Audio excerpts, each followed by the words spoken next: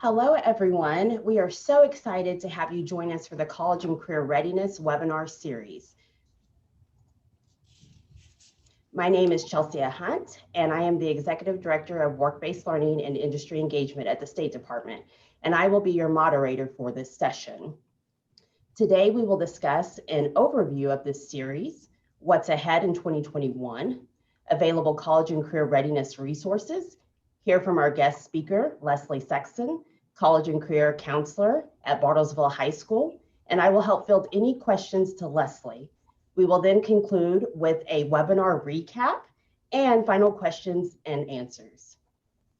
This session is being recorded, and we will send out the links to the presentation and the recorded session once it is over today. The College and Career Readiness Webinar Series will run from today until June 2021. Every third Thursday of the month, we will hear from a variety of speakers on topics such as individual career academic planning, fondly known as ICAP, career exploration, military careers. We will also hear about academic counseling, and we'll delve into work-based learning and so much more. So what's ahead for us in 2021?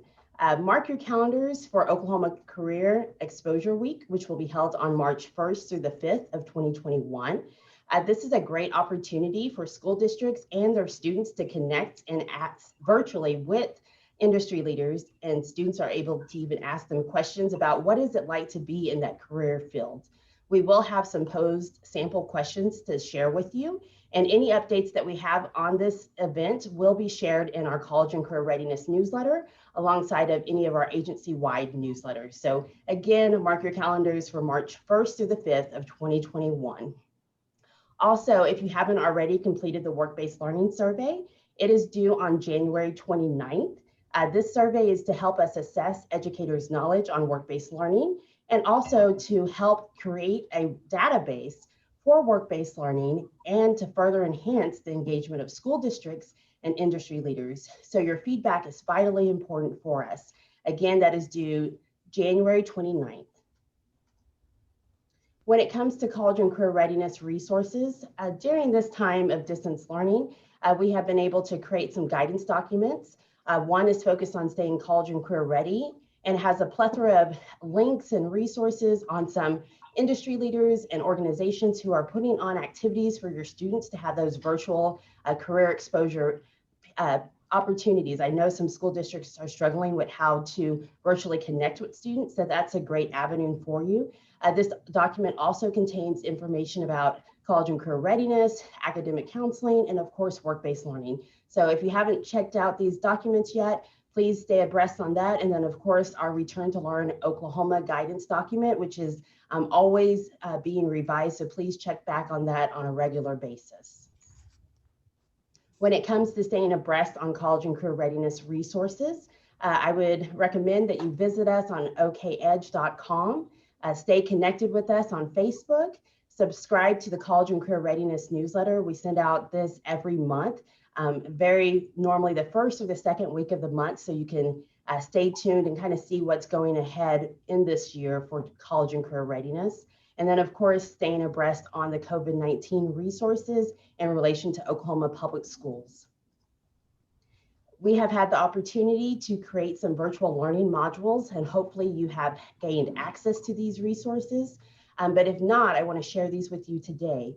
The first one is on college and career readiness. The second one is on work-based learning, and the third one is on community connections. The community connections virtual module actually gives you the opportunity to connect with business and industry leaders and have that conversations. And this is a great time to do that because not only are school districts dealing with the effects of a global pandemic, but so are industry leaders. And so that's good to have that feedback and hear the business perspective on how they're still having opportunities for students. And you'll hear a little bit more about that from our guest speaker as well. The work-based learning module is new, but it's phenomenal because it has virtual career video libraries for you to share with your students, and then they can reflect on what they've seen about this industry leader and really assess, is that the career path that I want to take. There's a plethora of resources as well, online resources that connect you with different organizations that are actually providing free opportunities for career exposure. So if you haven't been to any of these modules, again, check them out. They're on our OK Edge learning platform. The link you'll have access to, it'll take you right there. You'll just need to connect, select add, click and find which of these modules you want and go from there, hit redeem.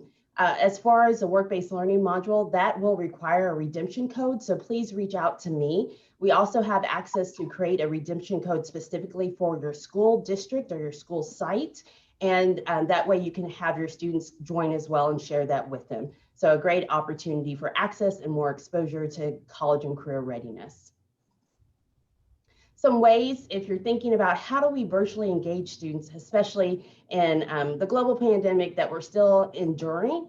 So I wanted to kind of give some little best practices or some samples of things maybe you haven't thought about as you're juggling a lot of things at this time. When it comes to career exploration for 6th through 8th grade, some fun things that you could do in a virtual space is maybe have a scavenger hunt, have a list of things that students can find in their house or even outside in their front yard or backyard. And then another thing that I love is having students go into their closet and kind of find some outfits and how does that match up to a career that they want to be one day. They can look in their house, their closet, or their family member's closet. Of course, get that permission because I have siblings and I know how that is when you go into closets like that. Another fun thing is a typewriting race that gives great skills for communication and teamwork, and then also just your agility skills. And then an opportunity of shadowing your parent or a family member who's in the house. Many of us are working in a virtual space, and this is an opportunity for students to kind of see what a true day in the life is of their family member. So that's some ways to think outside the box in that regards when it comes to 6th and 8th grade. When it comes to 9th and 12th grade, you can have those career-focused virtual realities. I know corporations like Dell and Google are having these opportunities that you don't even need to wear the virtual mask. You can actually just see it from the click of your computer. So that's a good opportunity for students. Even participating in virtual escape rooms. I had an opportunity to do this on my team, a group leadership team. And just, it was wonderful to just kind of sit there and think, how do we get out of this virtual room? I've always wanted to do that. So it was nice to see it in that regards. And then another thing is, it is great to still participate in service learning activities. Of course, we recommend that you follow the CDC guidance, wear your mask, do your social distance. But there's amazing community organizations right now who are in need of help, and just that's an opportunity for students to have that exposure to service learning. So great moments of experiences. And another one, especially for our 11th and 12th grades, and you'll hear a little bit more about this with our guest speaker and how does that really look like in a virtual space, is internships. So when it comes to internships during this time of distance learning, that is allowable. We do say that it must follow the guidance that we have on the internship FAQ. So exactly what it would be like if it was an in-person internship, and also to follow the guidance of the CDC. So ensuring again that students are wearing their masks, that they're social distancing, and that you're also staying abreast with that business and knowing what their COVID-19 safety and protocols are. It's good to know, and just to let you know, it still is possible. So that is why I'm so excited to tell you, and I like this quote too, because it says, the expert at anything was once a beginner. And that is very true. I feel like we all are experts in our own right, but we're all beginning this in a whole new way when it comes to virtual learning and exposure for our students. So don't get discouraged, stay encouraged. And I'm excited to introduce today our morning presenter, who is Leslie Sexson, who again is the College and Career Counselor at Bartlesville Public Schools, to share more about how Bartlesville Public High School, has done internships from normal to the pandemic to the new normal. So Leslie, welcome, and thank you so much for joining us today. Thank you, Chelsea. I greatly appreciate the opportunity. Honestly, this is my passion. I love what I'm doing. Just a little bit of background. I've done counseling K through 12 at some point in time. Here in Bartlesville, our high school is 9 through 12, about 1,600 students. But I say that because we're all about accommodations and making things work trying to make things work for other schools also. So I challenge myself in the fact that I hope we can figure out ways to make this work for the small schools, the rural schools, the businesses. It is an ongoing challenge. But once again, I'm up for it. I hope you guys are.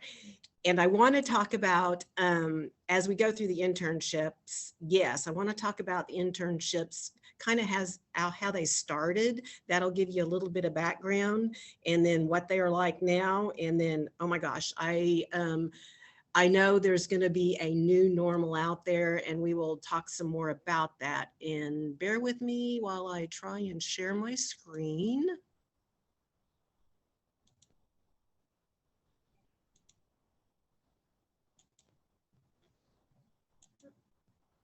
Okay, present. Okay, so yes, at Bartlesville High School, we have internships. And they, okay, that's not what I wanted to do. Let's go back here. Okay. That little arrow, there we go. So what's normal? Then to the pandemic, to the future, which is going to be the new normal. So in March, I'm going to start there because that's kind of the easy place to start. The class of 2020 in March, we had about 60 interns. And in all honesty, that was about 65 for the total year. We had at least 46 business partners, which included 2 corporate partners, our local hospital, extended care facilities, a few doctor and dentist office, 3 veterinarian clinics, 3 physical therapy clinics, a national research center, several for-profit and nonprofit businesses, along with our 2 colleges that we have here in town, our tech center, and of course, Bartlesville High School. Well, after spring break, we were giving the orders to all go home. That meant students were no longer to report to their mentor site. Of course, I scrambled. We all scrambled, okay? I know that we were all trying to figure out what are we gonna do. I had to meet the needs of the required class because yes, it's for a grade, it's 2 hours a day, and it's a rigorous curriculum. So we had to finish meeting those needs throughout that semester. And I know I called Chelsea for support because she had some resources available that really helped me finish out that semester. And for the most part, these students had a great semester, even though it was cut short. Okay, then I want to flip over to, we had just finished pre-enrollment, okay, with the junior class or the 2021 class. And I had 70 new applicants to interview and determine if they were eligible for the internship for the upcoming year. I had no idea at that time if we were even going to have a program. All the businesses were in crisis with their operations and daily procedures. And in all honesty, in March, I wasn't going to call them and ask them to talk about interns for the next year. And then scheduling wise, I had a big concern at the time because those of you who do scheduling know that if you have, I was just guessing, 60 students times 2 hours a day. Well, if all of a sudden you put those 60 students 2 hours a day back into your master schedule, well, there may not be room for them. I mean, do you have enough electives? So anyway, it definitely presented some challenges. So I just kept thinking, what do you do? What do you do? Well, in a time of crisis, people want to know that you care more than care what you know. I kept thinking it's all about relationships. It's all about community. That's what you revert back to. So that's what I did. I had to move forward with the 2020 graduates, and just like we all did. And most of you can imagine, it was kind of crazy. I had weekly communication with my students. I encouraged them, and actually I required them to write thank you notes to their mentors and their business partners. We, talked through the students and parents about their losses, but yet their new beginnings. We all, and all of us were doing this. I know you guys were. I mean, we were all kind of in this together. None of us knew what we were doing. We were just trying to finish up, and to even think about starting the next year was going to be difficult. So then after we finished out, or just in the thought processes of finishing out with the 2020 grads, I had to go begin the application process with the junior candidates. And this is where I'm really going to kind of go over our process a little bit, because I know different schools do different things in order to see if students are qualified in order to participate in their internship program. But here at Bartlesville, I didn't really know any of the juniors because I work with mostly seniors. Now, I did know some of them if they went to Tri-County Tech, because I'm involved with that. I did know some of them if they were concurrent students. But for the most part, I'm coming in blind, trying to figure out if this student, what their needs are and if it's going to match a business. So I begin the application process with reviewing like the Strengths Explorer and the Career Interest Profile, which our school system uses Naviance, but those assessments, different kinds of assessments, are available in OK College Start and OK Career Guide. So they're available for everyone. But anyway, through the years of experience, I have really learned to rely on these results, and it gives me a wealth of information. Okay, and so I'm trying to figure out what these traits are, because in all honesty, these traits here are with students when they're in elementary school, they're in middle school, they're in high school, and they're going to follow them throughout their career. But anyway, it's really interesting to work with the students and go through this. So I have the students do this as part of the process. Okay, and then of course I try and review their pre-ACT scores and compare that, because pre-ACT uses Holland codes also. So I pull that in and discuss that with the student. We look at their world of work map and try and see what their characteristics are there. And then of course, I pull any other kind of academic testing, SAT, ASVAB. I look over grades and attendance. Attendance is huge, as you guys can imagine. I look for the excuses that they give for not coming to school. And it's really easy for me to talk to a student if they've missed 9 or 10 times in a semester, because in high school, you can still pass a class and miss 9 or 10 times. But if you miss 9 or 10 times at work, you get fired. Another thing that I really look at is the career cluster assessment. And once again, OK Career Guide, OK College Start, Naviance, we all have some type of career cluster assessments. I go over the results with each student and ask how this career cluster, how they see that fitting into their life. Well, that brings me to the student interview. This is my favorite part, because I feel like at this point, I know a lot about the student, and it's fun to ask the questions to them. How do these characteristics play out in your everyday life? I also ask them, what do they do when they get home from school? Because that really tells me more about them than what they do in school. But anyway, as we go through the student interview, like I said, I get to know them. But this past year, it was really different, because a business taking a high school intern is always at risk. But this year, it was especially a big risk in a pandemic. So we really talked about the big picture of internships, which includes the environment of the business. And one example I can give you is that students will get a better they'll get a better experience if they can see the whole picture. In our hospital, we have a fabulous program that we've developed with our local hospital here. What they've done is they figured out a program where students rotate between the different departments every 2 weeks.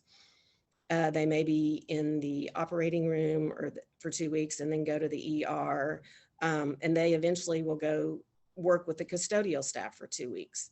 But it is seeing the connection between what the custodians do in the hospital and how that affects a surgeon when they're in surgery. And I'll be honest, not all students can see that, but we really focus on every bit of a business organization, how it all fits together for teamwork. So we do a lot of that. We also talk about professionalism, communication skills, dress within the workplace, trustworthiness, confidentiality, and confidentiality is huge in the workplace. This is our normal process regardless of a pandemic. However, this year, I felt each of our students was even more thankful for the opportunity just to talk about this option. They were too concerned about their future. It was truly an enlightening experience for me. My heart was with them as the thoughts of entering their senior year in a pandemic just seemed so foggy. As I interviewed these students, of course, several pulled out of the process due to the concerns of COVID. I had some parents who pulled their students out or their children out because they didn't feel they would get a good experience with the way the conditions were at the time. And I'll be honest, I worked throughout the summer on this and talking to students about it. Just lasted all summer long. I wished it hadn't, but in all reality, but anyway, that's what it took. That's what it took to get to know the students and to bring them through this, what I called a crisis at the time. Well, like I said earlier, there was no way I was going to call our business partners in March and talk about matching new interns. It just wasn't going to happen. So once again, I had to revert back to thinking we are all about community, and we have a wonderful community here. And I know most of you do. We are so lucky that we're in a field of education where people want to support education. But anyway, I had to go back to and reach out to the businesses. And at that point in time, it really was all about how they were doing. How was their business surviving how were they adapting in a pandemic? I know it was difficult. What were their immediate concerns for their future? How had their daily operations changed? What were their needs? And finally, I asked them, well, how can a Bartlesville High School intern help you? And one example I can give you is that, like our United Way, they were, every year they held a fundraiser or a golf tournament where they would raise at least $8,000 a year. Well, guess what? I couldn't do it. So this school year, they decided that what they would do is they'd go around and take videos of all the places that, United Way donated money. Well, no one in their organization really knew how to take videos or edit videos or things like that. So as I was interviewing and working through this, I had to place those little, that seed in the back of my mind. Aha, I can match a student with them who knows how to take video, they know how to edit. And believe it or not, our students, they know that kind of thing. Many of them are quite talented at it. Okay, so then after going through all this process, I had to stop and think, okay, how can the rigorous standards of our school adapt to meet the needs of the businesses, the school partnerships in this pandemic? Well, first of all, I had to think of flexible scheduling, okay? The businesses, a lot of them were like working from home, going to the business site sometimes. Well, I had to think, how are we going to do that? And so I had to plant that seed. We have to be able to work from home. We have to be able to allow our students to go at the business site sometimes. But then there's all that challenge of keeping accountability. How do you do that? So yes, we keep attendance hours and work hours. So we had to think about that. The next thing was project-based learning. We had already, some of our business partners had already started doing that anyway, which was great. But they had to think about doing projects that are giving projects to the students that could be done at home or at school. Another example I can give you with some of the project-based learnings, and when we were beginning to match students, I had an engineering student who's quite bright, okay? And anyway, I didn't exactly have an engineering placement for him, but what he really needed was to build those leadership skills. So I called our superintendent, and I was able to place this student with our superintendent for the internship for this year. And actually what they are doing is they are doing a book study throughout this year. And my intern is helping develop his own leadership skills through that. And he's doing certain tasks around the community for the superintendent. It's really been awesome. Another thing we had to think about was, project-based. I had 4 students who were really, really good with computer applications, and that's what they wanted to do. Well, these 4 students got matched up with ABB, which you guys are going to see here in just a moment. But, they were supposed to be on the ABB campus. Well, that didn't work out. Well, then we were going to have the mentor come to Bartlesville High School and meet with the students maybe once a week. And then the students were going to work on their own the rest of that time. Well, that didn't work out either. So what ended up working out is the students were given a project, and they meet virtually with the mentor about once a week. So then I had to think, how do you make that work? How do we know these kids are where they're supposed to be and working on the project? And well, they are. And so I have to make phone calls to the mentor to make sure, but I also keep tabs on the students, and they write down their hours. And anyway, I am super excited about these 4 students. And once again, you're going to see they're actually developing a project that is going to help the internship program. And I want to be able to share that with you later. It's a computer application that actually will end up helping all of us. So they just needed the freedom to develop that. And that's what they're in the middle of doing right now. Okay, another thing that we had to do is we had to talk about require face mask and social distancing by the school. Okay, I'll be honest, that was really pretty easy. Bartlesville has a very strict policy on students wearing their masks, but that's the way it just has to be if a student is going to be out in our community at all or going anywhere representing Bartlesville High School. They need to be social distancing and wearing their mask, and we have 0 tolerance policy on that.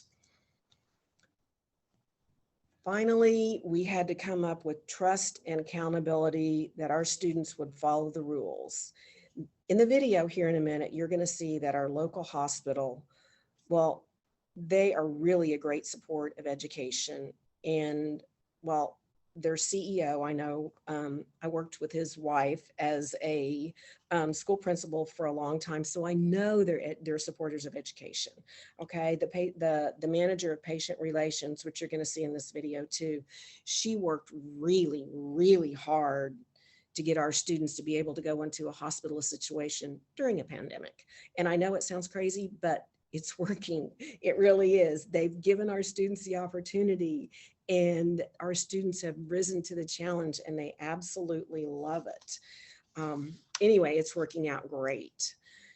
Then finally, I had to think, okay, I needed to work with our administrators, our school administrators, and our business partners together to make all of this work. We all just had to start thinking outside of the box.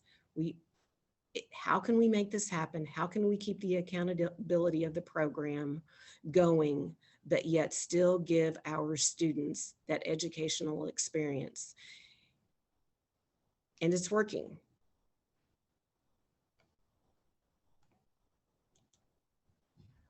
Then the next part is this is the part I have fun with, guys, is that it's time for me to start negotiating.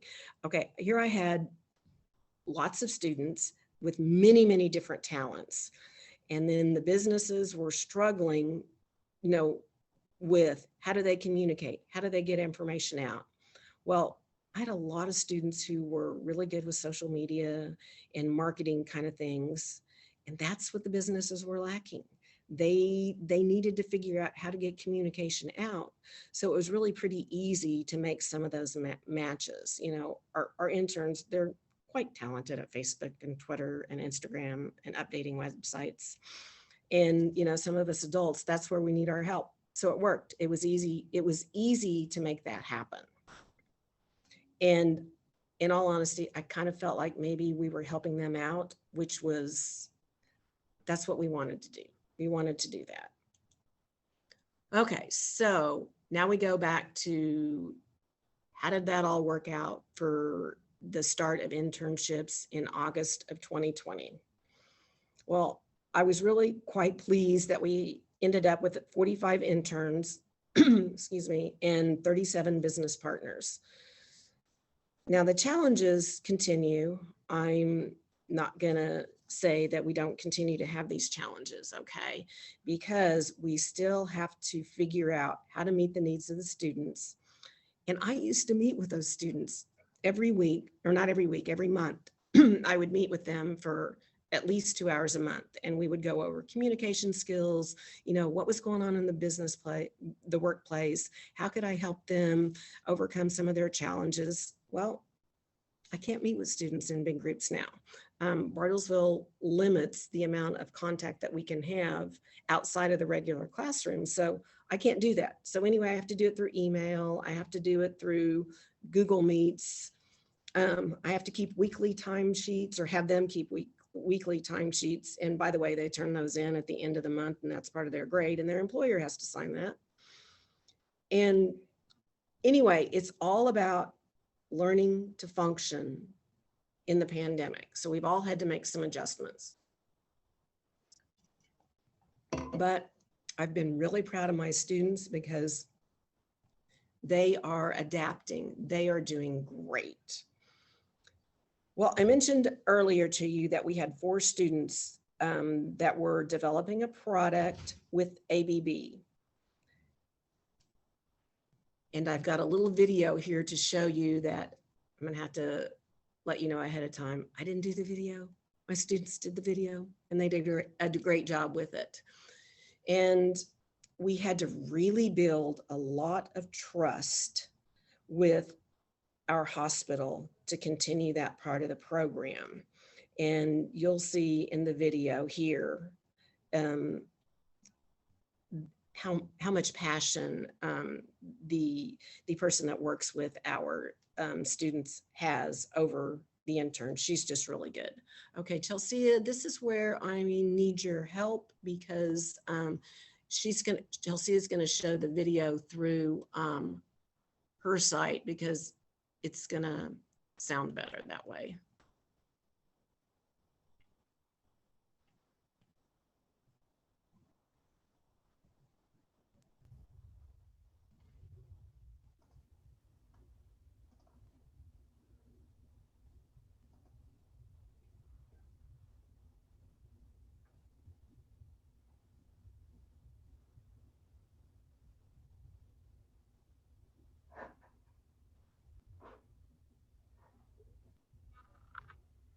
Please hold for just technical issues. Thank you. We'll get it to you shortly.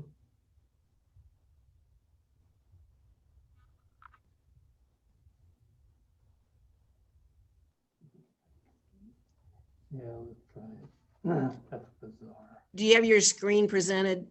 Because it won't come up unless you have your screen presented in present mode. Yes, we have it in present mode. Thank you. Okay, sorry. You're fine. We can shut it down, not the whole thing, but just shut down that screen and bring it back up. Can you do that easily?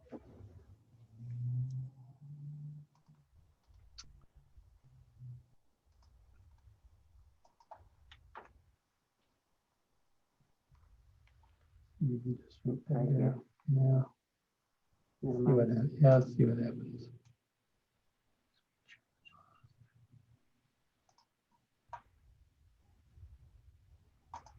Well, we may have to have Leslie play it. Leslie, I think we're going to have you play it because it kind of froze up on us. So I'll go ahead and stop share. And everyone, thank you for handling our technical difficulties. And please stay with us. We have so much more to share with you. So Leslie, I'm stopping share and giving it back to you. Okay, all right. Hang on just a second. I'll get there again. Okay.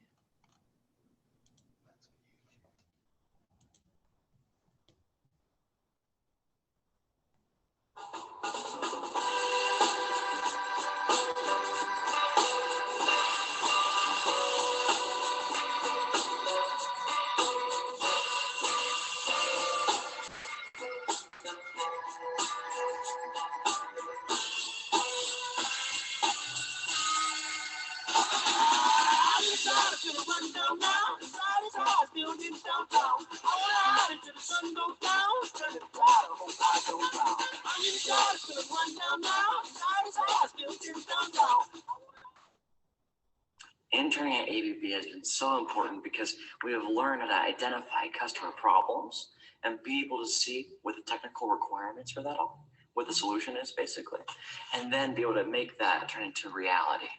It's been a fantastic experience. I like being an intern at ABB because it really helps me see what a real research and development company does, and maybe helps me decide if I would like to do it in the future.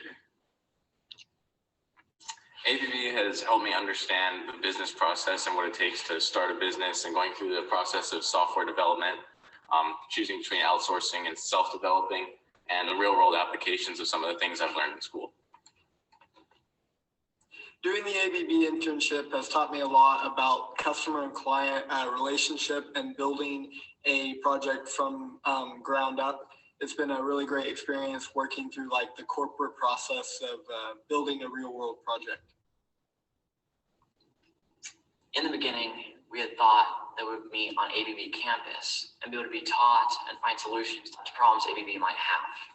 But as it ended up happening, we would end up meeting at school, at coffee shops to find solutions for problems in our own world. So what we have done is we meet here in the library or meet elsewhere to be able to program and to solve problems with computer applications.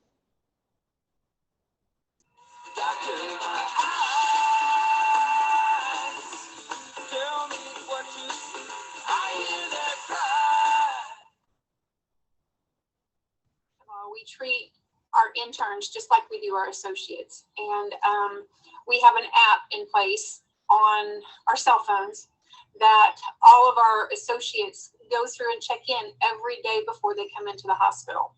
That app asks them a series of questions about symptoms that they may be having, and if they are having any of those symptoms, and I believe there's like 12 to 13 different symptoms. If they are experiencing any of those symptoms, they are asked to stay home. It is mandatory that they wear their masks no matter where they are in the hospital or who they're talking to. The only time that they are allowed to remove their mask is when they're eating or drinking. The students have been excellent about letting me know when they have a headache or when they've had an exposure, when the school has put them on quarantine. These kids are communicating, and I have asked them to do that because I hold them to the accountability as I do our staff.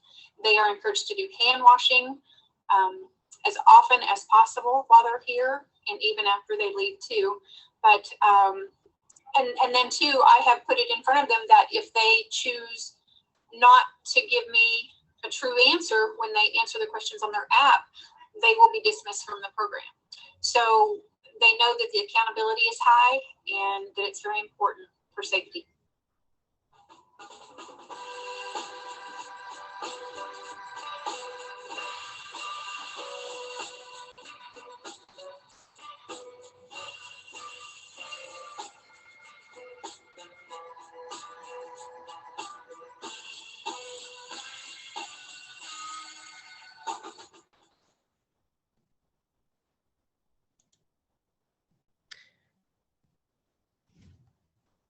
As you can see, the look on those students' faces, they are thriving in the environment that they've been given. They've been given the freedom to develop a computer application that is going to help our internship program. They have been giving the mentorship from an expert in the field. They are taking that and they are flourishing. And then those students that are at the hospital, oh my goodness, it's a pandemic. And yes, we have COVID patients, but the hospital is dedicated to keeping our students safe. Okay, so they are not put in a situation to where they would get exposed, at least at the hospital. So, and the different departments, they love having our students. They love that face of hope that is walking through the door. And that's what I can say. The young people are bringing hope to the businesses. And that's probably been a side note that I didn't even think about, but that's one thing that's happening right now, which has been great. Well, you know, what is the look of the new normal? And I don't have the answer. I have done a little bit of research, but I'm pretty sure that business, the way they operate, the way schools operate, we're changed. I mean, we have been changed probably a little bit forever. So what does that look like?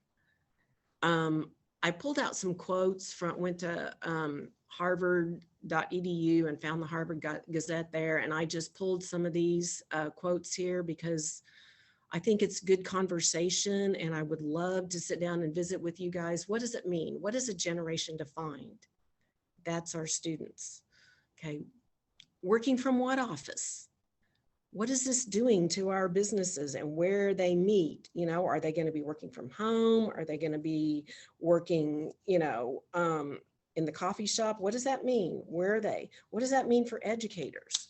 Are pandemics now the new norm? Operations and procedures have changed. Empty storefronts, but Amazon is booming. Where stuff comes from, how they transport goods. You know, they used to, a business model, my understanding was they wanted to keep low inventory and keep it moving. Well, it's not always moving anymore. And then some people are stockpiling it. What does that mean? Okay, then your cash ain't nothing but trash someday. Mobile apps, they're probably here to stay. Telehealth, there are many times when doctors, nurses, or therapists really need to see you, but then there's a lot of times they really don't. A lot of this can be done on telehealth. So what does that mean for all of us? How do we make this work? How do we make changes in our school for our students? It's their world. And students today are shaping our future. And we want to give them the experiences that are going to help them do that. And I am super excited about our program here at Bartlesville High School. We're all in this together, and I'm open for discussion. I'm open to trying to figure out how to make this work within all schools, all environments, the business. I think we can do it if we just work together. Anyway, thank you.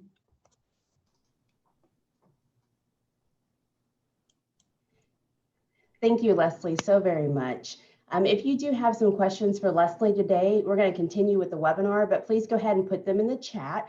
And Leslie, of course, feel free to answer any questions in the chat that you see, but we will have a Q&A session that we'll come back to, and we'll field questions there as well.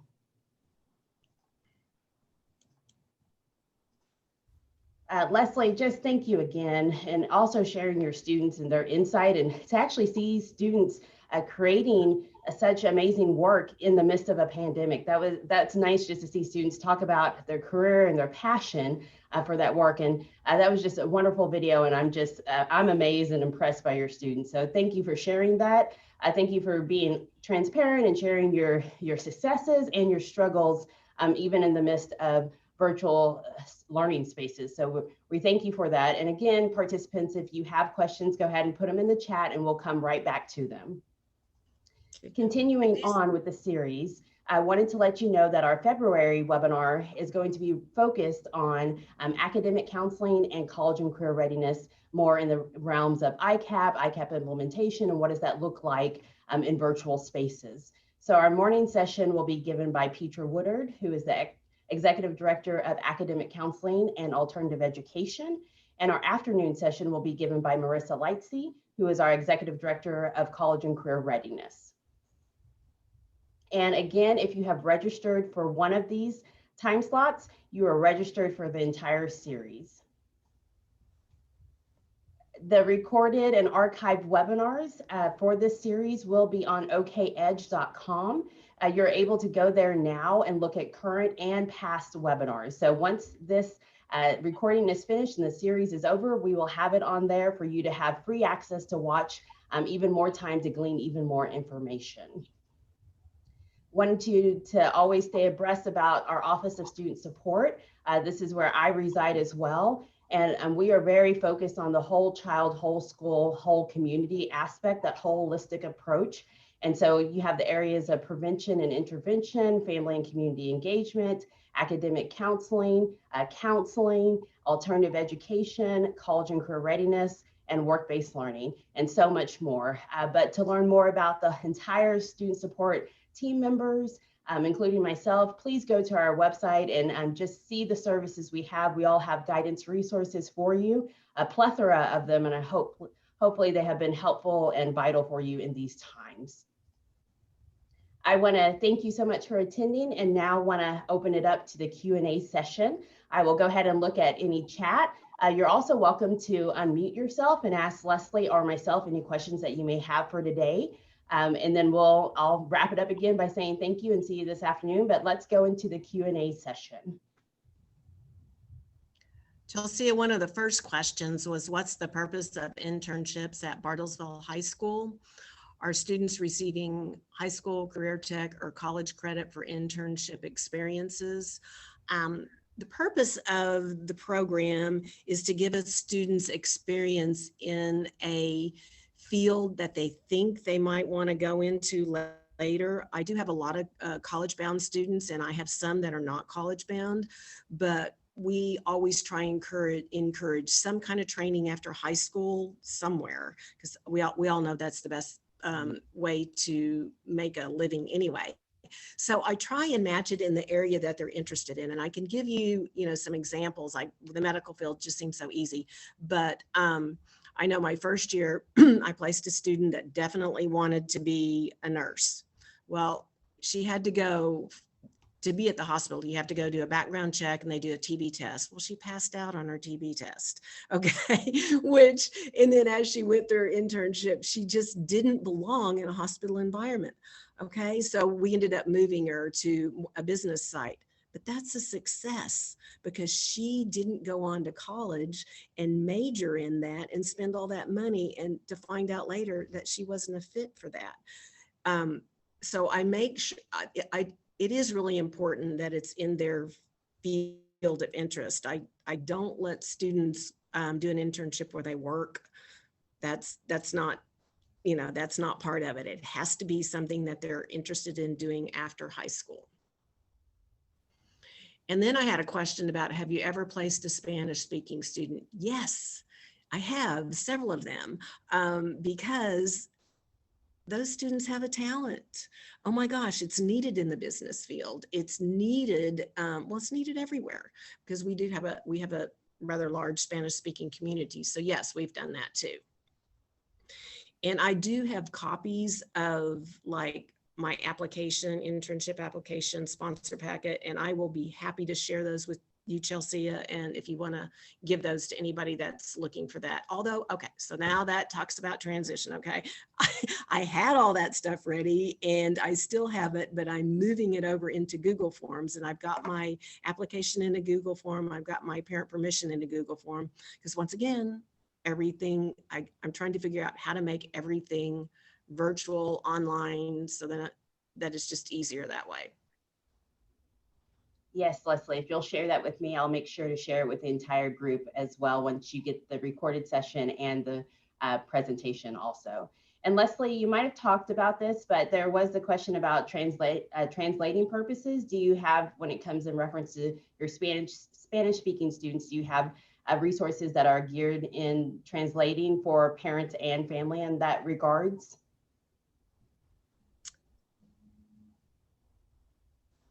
You mean, I guess I'm not quite understanding translating as, I guess the students I've placed, they do speak Spanish, but they also have enough English speaking skills that they can survive in that place of business.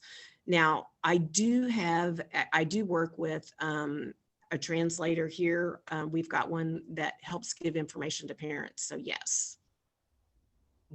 Hopefully that answered your question. If it didn't, please feel free to revise it for us in the chat. Are there any further questions for today? And while you're thinking, Leslie, I have one for you. I'm just curious, since you've had that engagement with the industry leaders, from your just personal perspective, what was it hard to just keep that engagement, or did it come easy and natural? I mean, how did you feel about that process? It's really pretty easy and natural when you think about, you know, you live in a community and it all goes back to relationships. We work together, we live together, that you just go back to that. And I think if you do that, you don't fail. That's where it's all at, is supporting each other. And I think our students have many, many talents, and they bring a whole different perspective to the business. So there's a win-win on both sides of that. And I think it's being able to see that. Now, yes, there are a lot of places, you know, people are tentative about to take an intern to begin with. Like, who wouldn't be? You know, you're a little bit nervous about doing that. But once we can get through that little barrier, it works. And we just have to stay extremely flexible when placing students. You know, an example I can give you is, you know, there aren't very many dentists who work on Friday. Okay, they just don't. So you have to think about, okay, so I still need 10 hours of time. How are we gonna get that 10 hours? And so it might be that they work 3 days a week. They go to the site 3 days a week, and it just has to be like 3.3 hours. And I do count drive time. So,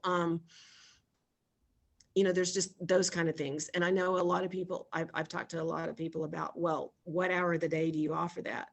Well, honestly, I offer it before school starts until after school. You know, we have a 0 hour. It can be, their internship could be first and second hour. It could be third and fourth hour. It could be sixth and seventh. It could be seventh and eighth, because internships, they aren't an academic class. So they can actually have more hours, that you can have more hours than just, it can be 6 hours. It could be 7 hours. It can be 8 hours even. It depends on the student's schedule, how that all works. And Leslie, I'm glad you alluded to that, because one question was, how is your program transcripted? So if you're welcome to expound upon that as well. It's transcripted as internship, and it gets, it's 2 hours a day. So each semester they get a full credit for that, which is why I do have to do grades. It's, you know, it's very rigorous. I have to follow, we have to have evaluations at the end of the semester. I have the employer evaluate the students. So it's a little bit of work. I don't make I don't make the assignments that I give hard because I know they're at the business site doing a job there. And also, just to let everyone know, the State Department created 2 course codes for internships. So one is for juniors and one is for seniors. 2790 is for juniors and 2791 is for seniors. And so that's internship 1 and internship 2. So those are the codes that Leslie is referencing. And then Leslie, the final question I have for you is, do the students stay at the same business all the semester? Okay, that's a good question. In the very beginning, when I started this, it was recommended to me that the internships be all year long. And I understand why it was recommended that way, because it's a lot of work to change placements with a student. Okay, but when you put a student in a business and it's not a fit, if the student, it just didn't, that's not where they're going to thrive. Or, you know, every now and then there'll be a conflict, you know, it's just not a good match. No, I make changes. Should I?